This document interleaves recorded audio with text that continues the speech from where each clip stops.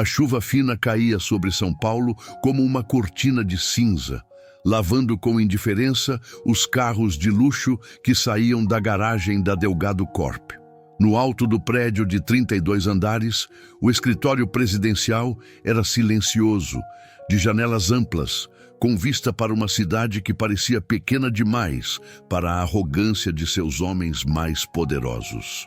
Arthur Delgado, CEO do império bilionário herdado do pai, encarava seu reflexo no vidro como quem observa um estranho.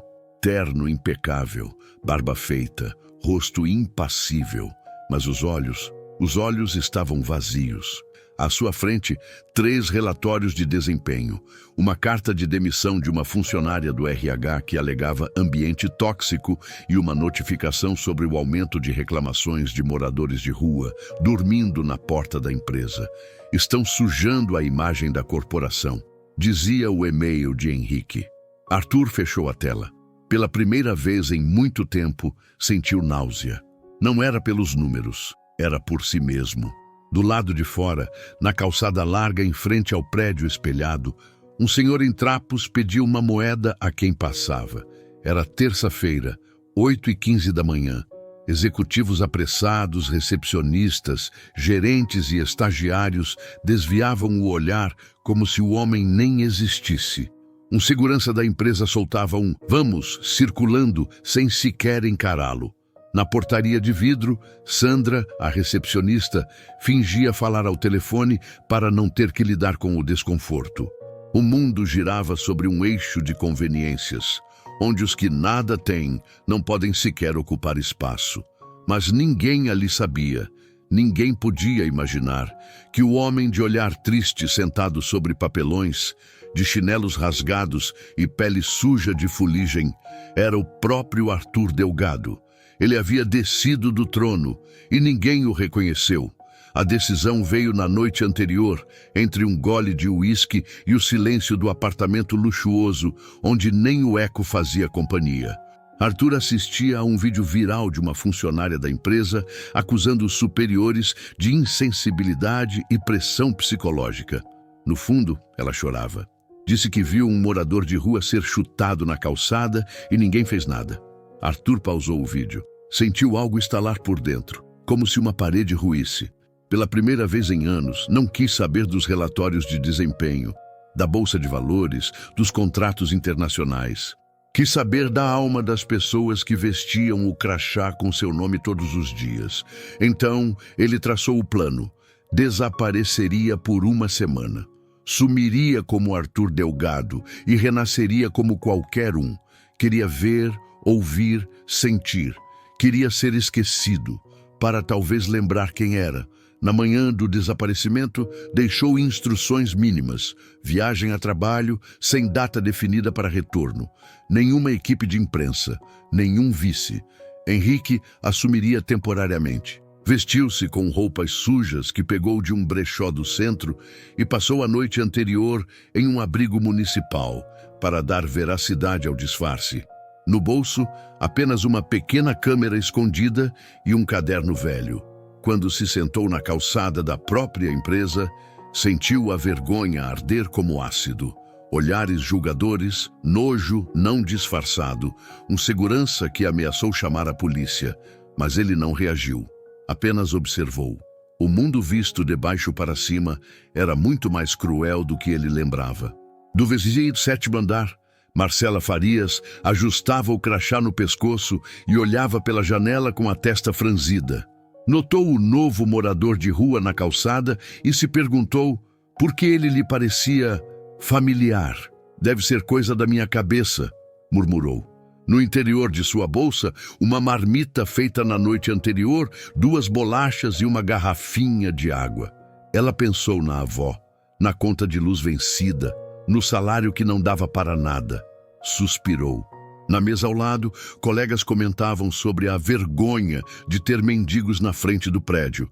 Imagina se um investidor vê? Marcela não respondeu. Aquilo tudo a corroía. O silêncio da maioria era o que mais doía.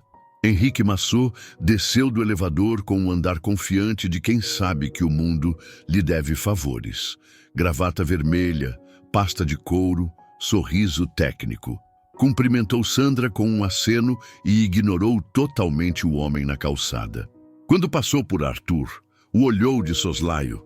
Talvez por um instante suspeitou, mas o desprezo logo dominou seu rosto. Que nojo, disse baixo ao apertar o botão do portão eletrônico. Arthur registrou no caderno. Henrique me olhou como se eu fosse poeira. Era o terceiro dia, já não doía como antes, agora queimava. Na hora do almoço, Marcela viu o homem ainda sentado ali, os olhos fundos, as mãos tremendo.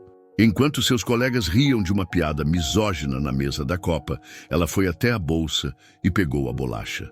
Hesitou, olhou ao redor, pensou na possível punição, na humilhação, nos cochichos, mas ignorou tudo. Desceu, foi até ele e disse: "Tá com fome, moço?" Arthur não respondeu de imediato, apenas ergueu os olhos. Ela estendeu a bolacha e a garrafa d'água. É pouco, mas é de coração. Ele tentou sorrir, mas não conseguiu. Algo dentro dele quebrou. Não era pelo alimento, era pelo olhar. Ela o viu. Arthur registrou tudo no caderno. Pela primeira vez desde o início do experimento, sentiu vontade de chorar. Não por tristeza, mas por perceber que ainda existia bondade no mundo, mesmo que escondida entre a pressão de metas e o medo de perder o emprego. À noite, ao voltar para o abrigo, Arthur dormiu com fome, mas com o coração mais cheio do que nos jantares de gala a que estava acostumado. No escuro do dormitório coletivo, ao som de tosses e lamentos, repetia para si mesmo: "Ela me viu, ela me viu." Enquanto isso, nos bastidores da Delgado Corp, Henrique tramava a instalação de câmeras e sensores de presença na entrada principal para afastar os indesejados. Enviou memorandos internos, exigindo que os seguranças fossem mais firmes. Sandra sugeriu borrifar desinfetante perto da entrada para espantar o cheiro. E, ironicamente, a equipe de marketing finalizava os slogans da nova campanha. Delgado Corp, uma empresa humana para um mundo melhor. A hipocrisia ganhava forma em slides de PowerPoint, enquanto o verdadeiro dono da empresa dormia sobre papelão, ao lado de uma senhora chamada Ana, que mais tarde diria: "Todo mundo aqui já teve um nome. A rua é que apaga." Mas Arthur ainda não sabia disso. Tudo o que ele sabia naquele momento era que o abismo entre o homem e o mendigo era na verdade uma ilusão, e que talvez ele mesmo nunca tivesse saído da rua, apenas amaquiado com cifrões. Arthur acordou antes do sol nascer.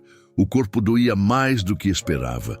A calçada fria, o papelão úmido da noite anterior e a falta de comida o colocavam num estado físico e emocional que ele jamais experimentara. A barba começava a crescer desordenada e a pele começava a descascar de sujeira e sol. Ao seu lado, Dona Ana ajeitava o lençol ralo sobre as pernas finas e olhava ao céu como quem reza em silêncio. Primeira coisa do dia: contar quem não morreu, ela disse, sem olhar para ele. Arthur respondeu com um leve aceno, incapaz de formular palavras. Pela primeira vez, ele não era o CEO, o decisor, o dono.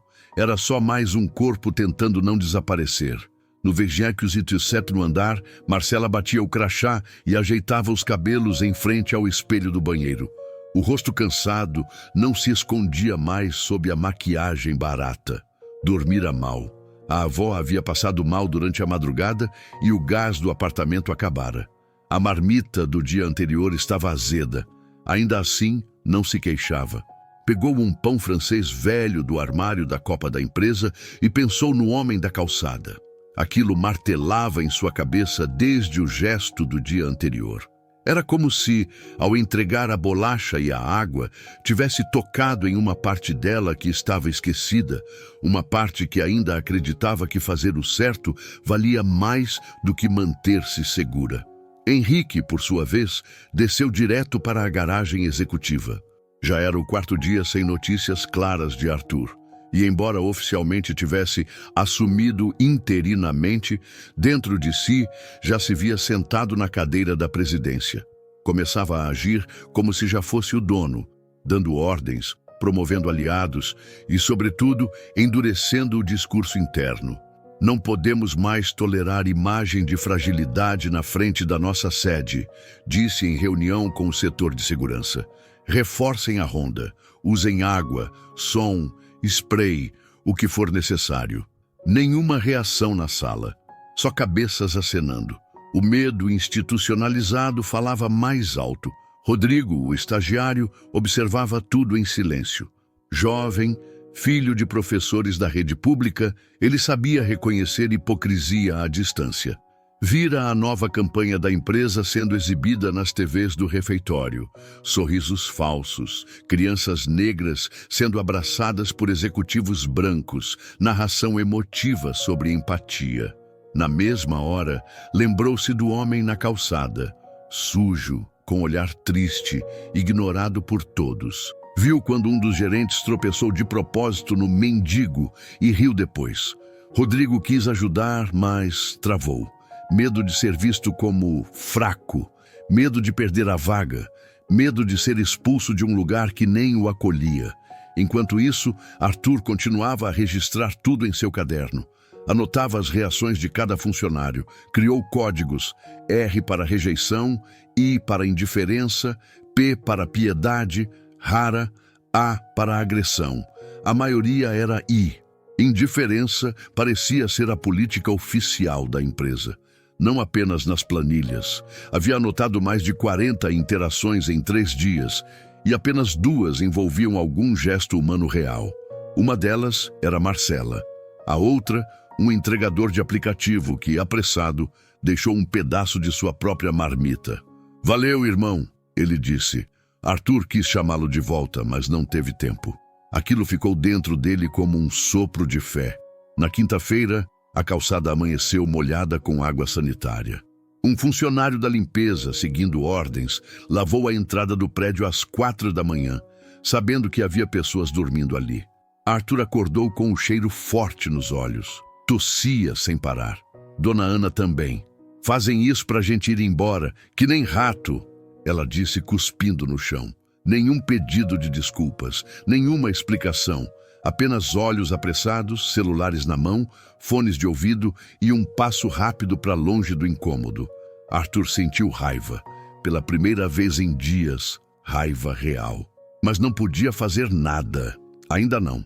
Na hora do almoço, Marcela desceu novamente com um pão e uma banana escondidos na bolsa. Antes de oferecer, sentou-se ao lado dele. Não disse nada por alguns segundos. Apenas ficou ali. Arthur virou o rosto, emocionado. Ela percebeu. "O senhor está aqui tem dias, né? Ninguém vê o senhor, mas eu vejo. Meu nome é Marcela. O senhor tem nome?" Ele hesitou. "Rafael." Mentiu. Ela sorriu. "Prazer, Rafael. Se eu pudesse, fazia mais. Mas é tudo que tenho." Aquilo foi mais que alimento. Foi presença. Foi resistência contra a indiferença coletiva. Foi a primeira conversa real que Arthur teve em anos. Naquele mesmo dia, Henrique reuniu a diretoria e anunciou a criação do Protocolo de Preservação de Imagem, um eufemismo para dizer que todos os pobres, pedintes e ambulantes seriam removidos com truculência da frente da empresa. "Queremos uma imagem limpa", justificou. Todos assentiram. Lorena, diretora de RH, fingiu concordar, mas engoliu a seco. Sabia que aquilo poderia dar problema, mas como muitos ali, escolheu o silêncio.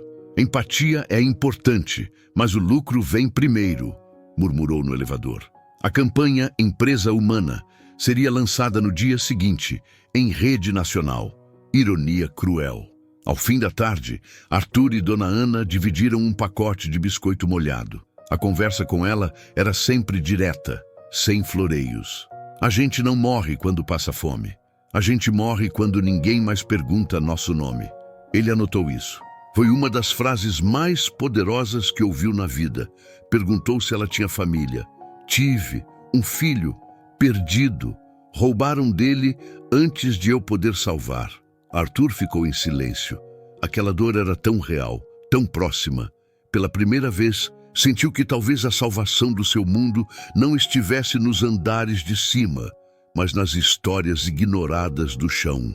Naquela noite, enquanto o prédio da Delgado Corp brilhava com luzes de evento e tapete vermelho para o lançamento da campanha, Arthur permanecia invisível do lado de fora, como uma sombra viva da contradição. Câmeras e drones sobrevoavam o local. Influenciadores digitais falavam sobre responsabilidade social. Lá dentro, brindes. Lá fora, suor, fome e silêncio. E entre esses dois mundos, Arthur Delgado, ou Rafael, observava tudo, e escrevia, e ardia. O sexto dia começou diferente. O céu não estava cinza, estava completamente branco, como se o próprio mundo tivesse perdido a cor. Arthur não dormira. Passara a madrugada escrevendo, ouvindo tosses, soluços, uma briga entre dois usuários de crack do outro lado da rua. Ao seu lado, Dona Ana adormecia com os braços cruzados sobre o peito, como uma santa cansada de rezar. Ele a cobriu com um saco plástico e olhou para o prédio. Alto, majestoso, silencioso. A Delgado Corp era como um templo, e ele, um herege que finalmente via os deuses por trás dos vitrais. Aqueles deuses usavam ternos, falavam em lucro e sacrificavam pessoas invisíveis diariamente, sem culpa. Naquela manhã, Sandra chegou atrasada, bufando. Mal olhou para o homem na calçada. Abriu a porta da recepção e deixou o café cair no carpete sem notar. Arthur observou, registrou. Nos olhos dela havia exaustão, mas também desprezo. Ele começou a perceber que a indiferença era um vírus silencioso. Não se manifestava sempre com agressão, mas com pressa, com a recusa em parar, com a ausência de um olhar. E aquilo doía mais do que os insultos. Era mais frio, mais eficiente. A verdadeira crueldade, anotou, é a ausência deliberada. Pouco depois do meio-dia, o que era invisível ganhou forma. 2 seguranças surgiram com postura agressiva. Um deles chutou uma garrafa próxima de Arthur. Já falei para sumir daqui, velho. Vai espantar cliente. Ele não reagiu. Outro aproximou-se mais. Não ouviu, porra? Dona Ana tentou se levantar e protestar, mas tropeçou e caiu. Arthur a segurou. Uma mulher na calçada de frente, talvez uma advogada, talvez uma alma que ainda respirava, pegou o celular e começou a filmar. Ei, isso é abuso! Gritou. Os seguranças recuaram. O vídeo foi postado horas depois com a legenda: é assim que tratam os pobres na porta das grandes empresas. O vídeo ganhou tração nas redes sociais. No começo, apenas algumas curtidas. Depois, compartilhamentos. Depois, debates. Mas ninguém, ainda, sabia quem era o homem agredido. Enquanto isso, lá dentro, Henrique recebia os parabéns pela nova campanha. Empresa Humana estava no ar. Cartazes com crianças sorrindo adornavam os corredores. Vídeos com frases como "Aqui todos têm voz" passavam nos telões. Arthur, ainda com a pele ardendo do empurrão, assistiu à exibição pela vitrine da recepção. Viu o próprio rosto de um antigo comercial institucional, estampado como símbolo de empatia. Quase vomitou. No dia seguinte, Rodrigo, o estagiário, viu o vídeo viral enquanto esperava o elevador. Reconheceu o segurança, reconheceu a calçada. Sentiu uma pontada de vergonha no estômago. Lembrou-se do dia em que quase ajudou o mendigo, mas desistiu. Pensou na mãe, que sempre dizia: "Você não precisa ser herói, só precisa ser humano." Durante o almoço, desceu até a calçada com um refrigerante e um pacote de biscoitos. Quando viu o homem ali, hesitou. Arthur o olhou nos olhos. Rodrigo deu um passo, mas então olhou ao redor. Viu colegas, viu olhares, recuou. Voltou para dentro sem dizer nada. A vergonha o seguirá por dias. Enquanto isso, Marcela entrou no banheiro e chorou em silêncio. Fora advertida pela supervisora por alimentar indigentes nas dependências da empresa. Recebera um e-mail com o assunto: conduta inadequada. Estava prestes a ser demitida por empatia. Ligou para casa. A avó não atendia. Pensou em desistir. Pensou em recuar. Mas então olhou para a pequena cruz de madeira pendurada na correntinha do pescoço e tomou uma decisão. Desceu até a calçada com um pote de arroz, feijão e ovo. Sentou-se ao lado de Arthur e disse: se vão me mandar embora por isso, então que mandem, mas o senhor não vai passar fome hoje. E ali ficaram, lado a lado, enquanto o mundo passava fingindo que não via. Henrique assistiu ao vídeo da agressão e foi tomado por raiva. Chamou os seguranças, deu bronca pela exposição, não pela violência. Reuniu o setor jurídico para acionar a mulher que gravou. Disse que processariam por calúnia. A empresa preparava um comunicado público, defendendo seus colaboradores. Lorena, a diretora de RH, quis intervir. Disse que deveriam investigar antes de responder. Henrique a silenciou. Nós não erramos. O problema é quem filma. Arthur ouviu isso do lado de fora. Sentiu algo ferver.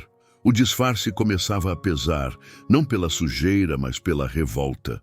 À noite, sentado sobre a calçada fria, Arthur perguntou a Dona Ana: por que ninguém faz nada? Ela respondeu: porque é mais fácil viver mentindo. Porque se você vê, tem que agir. E agir cobra um preço. Ele anotou. Silêncio. Ela continuou: o senhor tem jeito de quem está pagando esse preço pela primeira vez. Ele engoliu em seco. Pela primeira vez em anos, desejou não ser quem era. Não por vergonha, mas por não saber mais como desfazer o que construiu.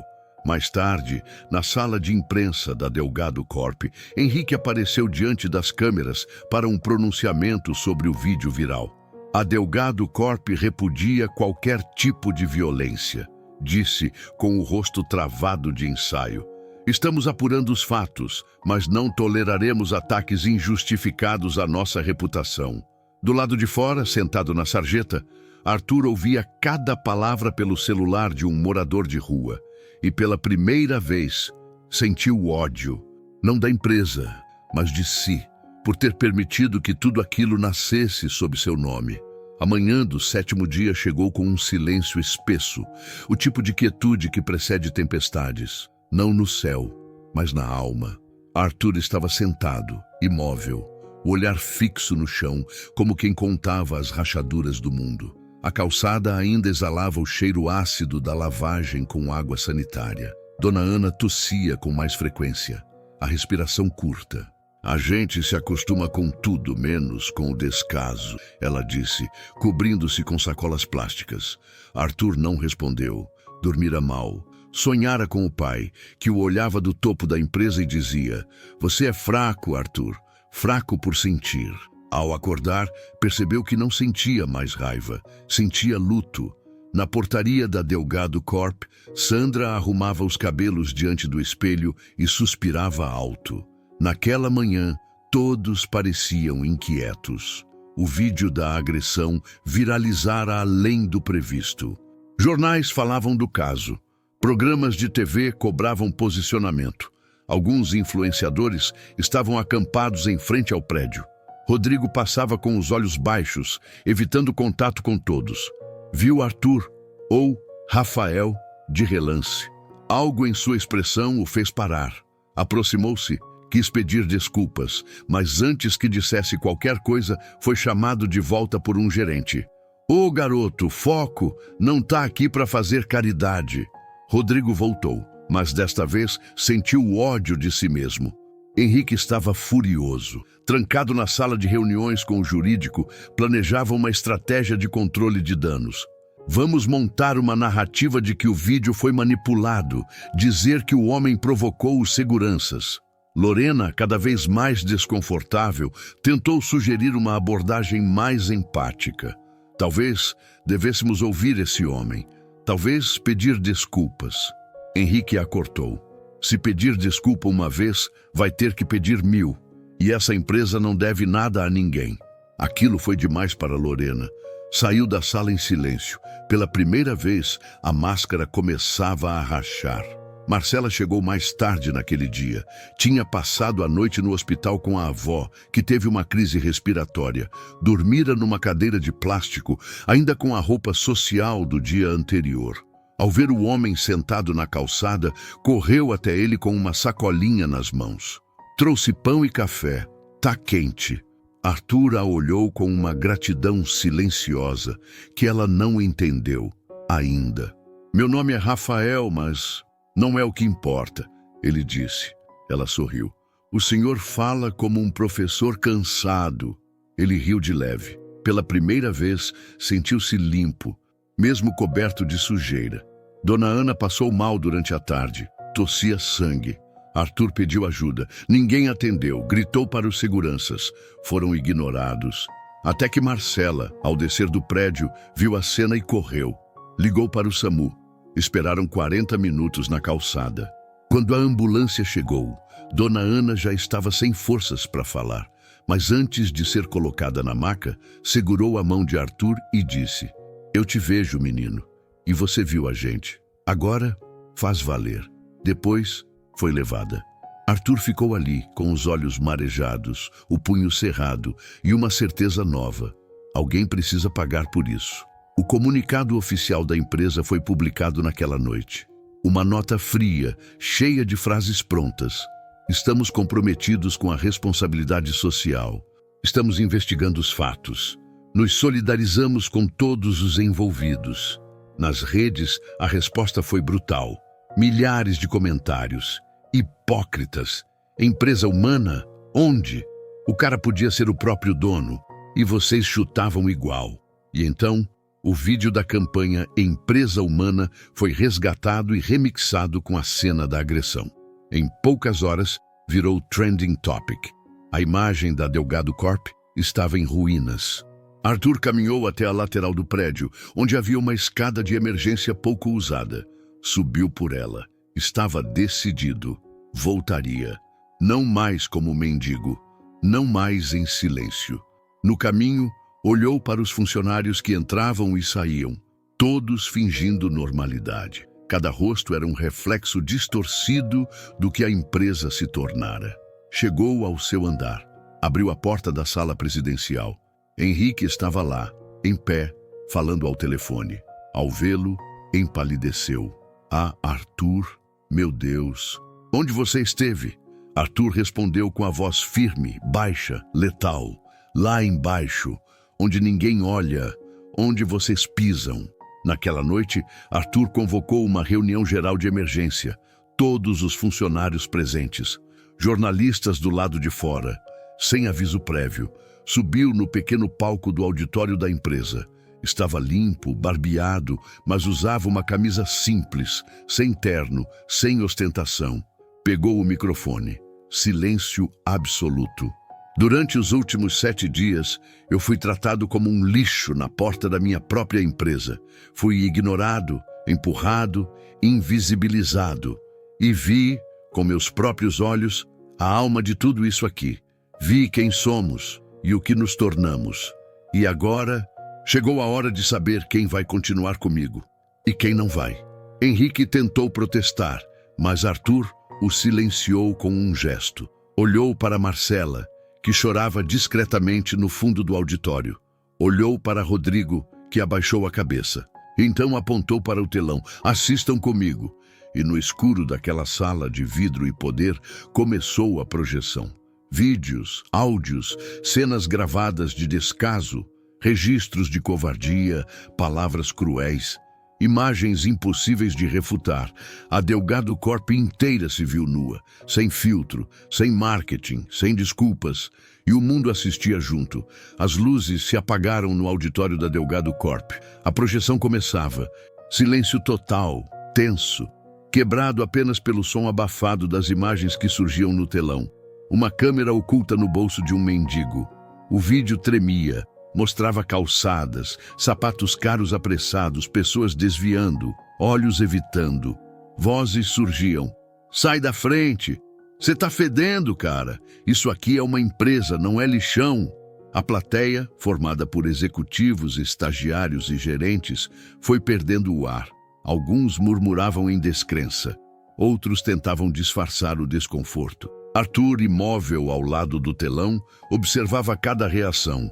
Pela primeira vez, não era o bilionário inatingível, era o espelho de cada um deles. O vídeo avançava. Mostrava Marcela entregando a bolacha, a água, depois a marmita. Mostrava o segurança chutando a garrafa. Mostrava Rodrigo hesitando com o pacote de biscoitos. Mostrava a dona Ana tossindo sangue e ninguém ajudando. Mostrava o silêncio, o desprezo, a hipocrisia estampada nos rostos daqueles que agora tremiam em suas cadeiras acolchoadas. Henrique, no centro da primeira fileira, suava. Tentou se levantar quando uma cena o mostrava dizendo: "Essa escória precisa sumir da frente do nosso prédio." Arthur apontou: "Senta." E ele sentou.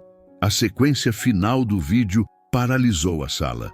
Dona Ana sendo levada pela ambulância, a mão dela apertando a de Arthur. A frase final gravada com o microfone oculto: "Você me viu, agora faz valer." Ao fim da exibição, silêncio absoluto. Um silêncio pesado, como um luto coletivo. Arthur então falou, a voz serena, mas carregada de dor: 7 dias. Esse foi o tempo que precisei para entender o quanto falhei. Não apenas como CEO, mas como ser humano. E todos vocês também falharam. O luxo não vale nada se custa a nossa alma. Henrique se levantou, tentou sorrir, tentou discurso. Arthur, isso tudo é teatral. Você nos expôs, mas também nos traiu. Arthur o encarou. O teatro começou quando fingimos ser uma empresa humana. Eu apenas liguei as luzes. Virou-se para o público. Henrique está demitido, com efeito imediato. Um burburinho percorreu a sala. Henrique tentou reagir, mas ninguém o apoiou. Saiu em silêncio, olhos baixos. Pela primeira vez parecia menor. Um homem quebrado pela própria máscara. Arthur, então, anunciou o segundo movimento. A partir de hoje, a Delgado Corp terá um novo setor, o Departamento de Dignidade Humana, e será liderado por alguém que, mesmo invisível aos olhos de vocês, foi a única luz neste prédio. Apontou para o fundo da sala. Marcela Farias. Ela congelou. As lágrimas começaram a descer. Eu não posso, tentou dizer. Arthur se aproximou, segurou sua mão. Você já faz isso sem salário, sem cargo, sem palco. Agora fará com poder. A sala aplaudiu. Alguns por vergonha, outros por alívio. Ela apenas chorava. Rodrigo, o estagiário, levantou-se, a voz trêmula. Eu queria ter ajudado, mas tive medo. Medo de ser mandado embora. Medo de fazer o certo. Arthur respondeu com firmeza. Ter medo é humano. Permanecer calado, não. Entregou a ele um envelope. Contratado, tempo integral, mas agora com coragem. Rodrigo segurou o envelope como quem segura um voto de confiança que não sabia que merecia. Do lado de fora, a imprensa já sabia da verdade. Um vídeo ao vivo da reunião vazara. Milhões assistiam. A imagem do mendigo e do CEO se tornaram uma só. Manchetes explodiam. CEO se disfarça de morador de rua e expõe elite empresarial. A revelação de Arthur Delgado comove o país. A empatia venceu o marketing. As ações da empresa oscilaram. Alguns investidores fugiram. Outros disseram, esse homem tem visão. Mas Arthur não se importava mais. Pela primeira vez, o capital era o que menos importava. Ao final da reunião, quando todos saíam atônitos, Arthur caminhou sozinho até o saguão. O tapete vermelho da campanha Empresa Humana ainda estava lá. Ele o pisou com os pés descalços, havia tirado os sapatos. Simbolicamente, desceu os degraus como um homem comum. Marcela veio até ele. Vai continuar? Perguntou. Ele sorriu. Não tenho mais onde voltar, só para onde seguir. Ela o abraçou, longamente. Não como quem abraça um chefe, mas como quem abraça alguém que finalmente chegou. Na calçada, onde tudo começou, havia um pequeno altar improvisado. Uma vela, um bilhete anônimo e uma frase escrita em cartolina. Todos temos nome. Arthur ajoelhou-se ali, não para rezar, mas para prometer. O mundo que ajudou a construir havia colapsado, mas ainda era tempo de reconstruí-lo.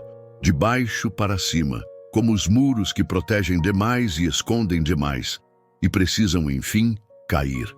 Passaram-se 2 semanas desde a reunião que abalou as fundações da Delgado Corp. A empresa, antes símbolo de poder intocável, agora estampava manchetes com palavras como reconstrução, verdade, vergonha e coragem. As ações haviam oscilado, sim, mas o que mais se movimentava era algo invisível, a consciência coletiva. O vídeo de Arthur, se revelando ao mundo, havia ultrapassado 200 milhões de visualizações. Trechos eram usados em escolas, igrejas, reuniões de empresas. O rosto sujo do mendigo e a fala firme do CEO se tornaram o novo símbolo daquilo que o dinheiro não pode comprar: humanidade. Arthur agora frequentava a empresa apenas 3 dias por semana. Sem terno, sem motorista. Caminhava pelas ruas ao redor do prédio, como quem precisava lembrar diariamente por que ainda estava ali. No seu gabinete, retirou todos os objetos de luxo e substituiu por cartas de moradores de rua, fotos de Dona Ana, desenhos enviados por crianças de abrigos. Em sua mesa, um porta-retrato simples com uma frase dela: "Quem não enxerga um dia será esquecido." Ele olhava para aquilo toda manhã antes de começar qualquer reunião.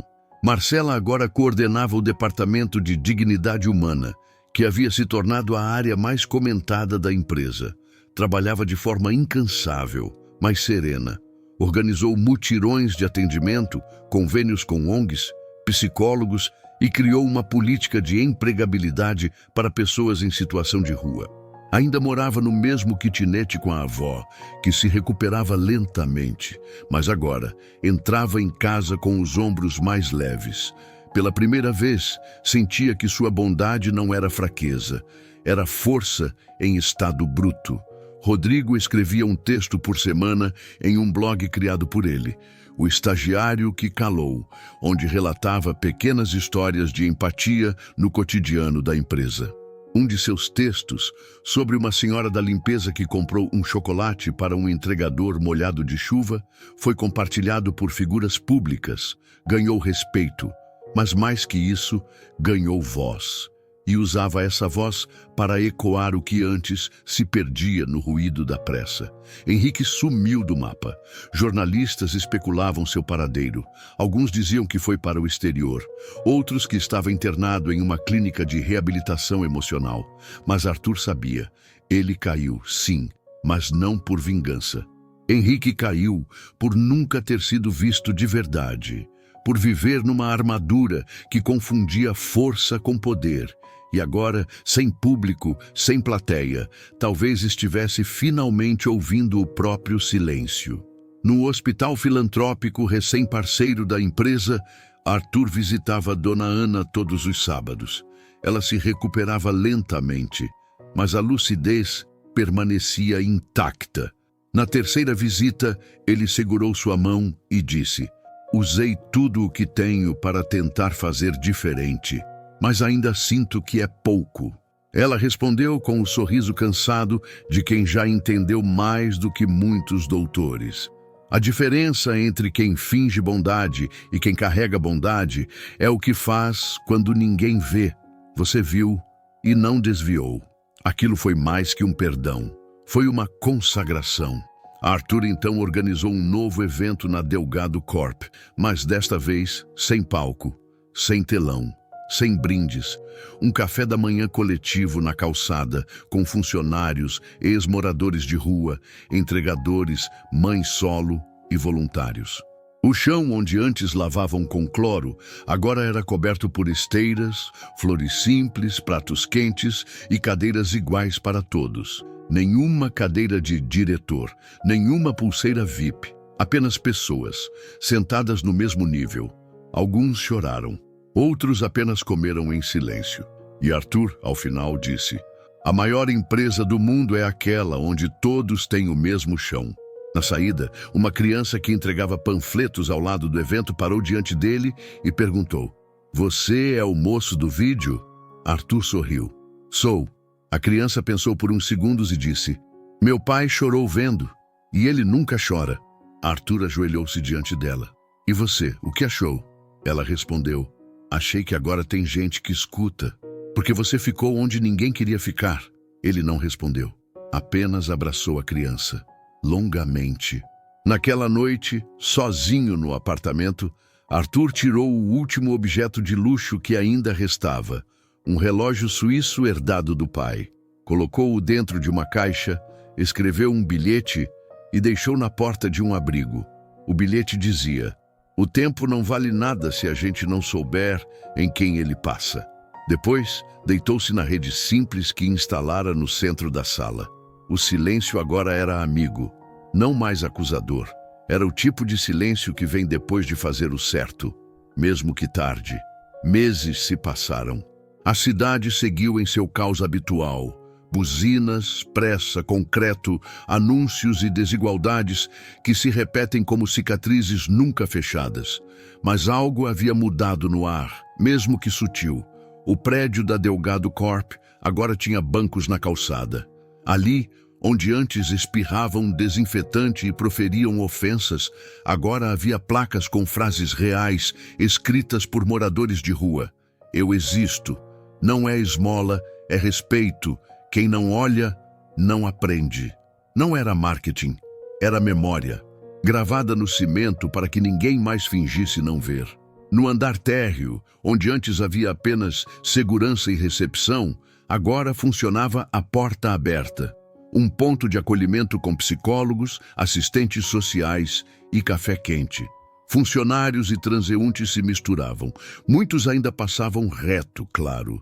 A transformação não era mágica, mas estava ali. A diferença é que agora havia escolha.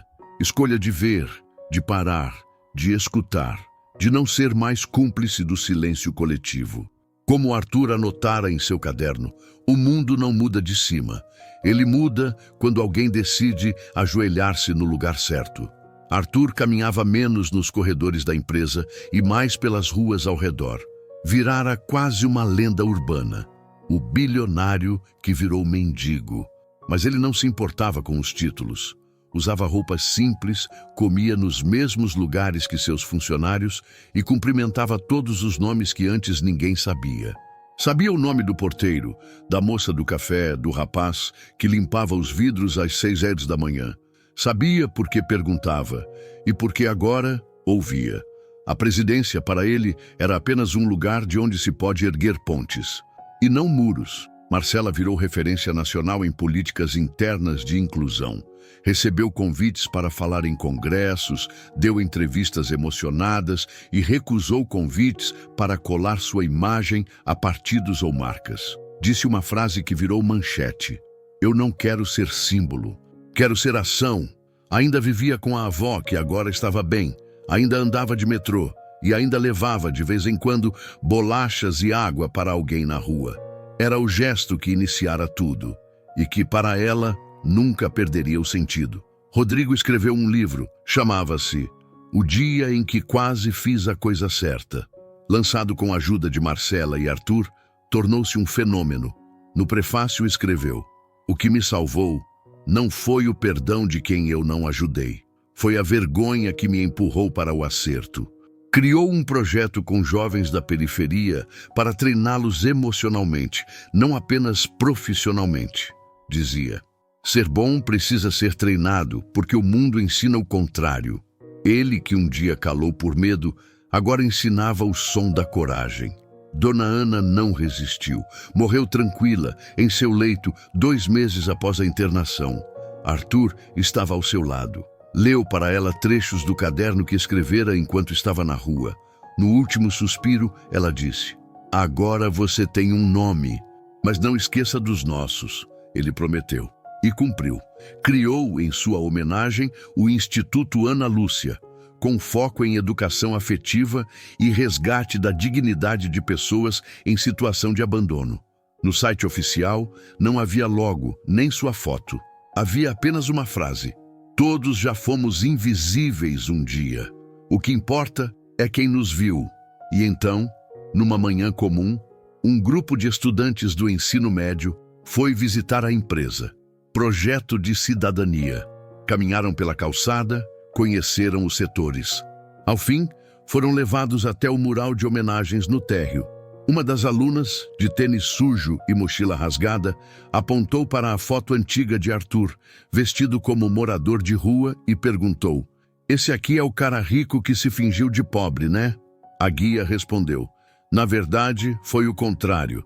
Ele se vestiu de si mesmo e só aí descobriu o que tinha." Lá fora, no mesmo ponto da calçada onde tudo começou, Arthur sentava-se de vez em quando, só por alguns minutos, não para lembrar da dor, mas para não esquecer o que ela lhe ensinou. Às vezes, alguém passava e dizia: "Obrigado." Outras vezes, ninguém notava. E tudo bem. Ele havia aprendido que mudar o mundo não é sobre ser visto, é sobre ver, sobre não desviar o olhar, sobre não esperar reconhecimento, mas fazer, mesmo quando ninguém aplaude. Na última cena, Arthur anda entre as pessoas na Avenida Paulista, sem seguranças, sem crachá. A cidade continua a mesma, barulhenta, desigual, frenética. Mas ele não. Ele sorri para um homem em situação de rua e senta-se ao lado dele. Não oferece dinheiro, não pergunta nada, apenas fica. Porque às vezes a coisa mais revolucionária que se pode fazer é simplesmente não ir embora. Chegamos ao fim dessa história emocionante. Se ela tocou seu coração, se inscreva no canal, deixe seu like e compartilhe com alguém que precisa ver isso hoje. E me conta aqui nos comentários, de qual cidade você está assistindo essa história? Vou adorar saber até onde essa mensagem chegou. A gente se vê no próximo vídeo. E até lá, olhe com mais carinho ao seu redor.